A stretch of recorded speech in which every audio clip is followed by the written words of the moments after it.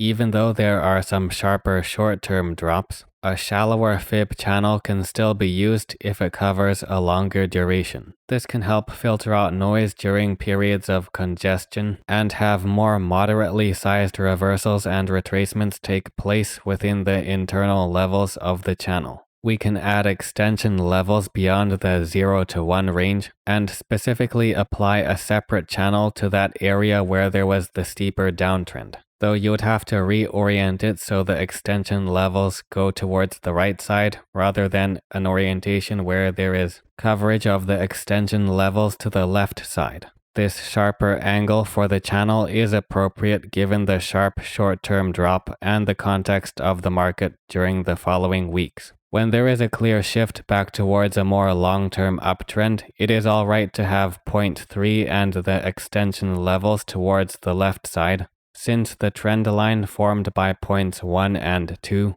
gets good coverage towards the top right corner during this stable incline. Though in this case, the extension levels aren't that necessary and we can get a better result by extending the wideness of the levels by moving 0.3 higher back towards that major landmark of the past bearish reversal. With the development towards this more shallow decline, it will be most helpful to have a shallow trend line based on the highest downswing points. This way, those lower channel levels and extension levels can be put to good use when price falls onto them during the eventual bearish continuation. And here are some alternative approaches without using extension levels, but instead a wider channel just using those levels from 0 to 1. That is achieved by placing 0.3 at some of the most significant upswing points during the past uptrend. The chosen swing points will depend on how wide you want the channel, and how wide you want the channel will depend on whether you want the levels within the channel to show trend lines that are closer or further apart for more or less detail in the short or long term.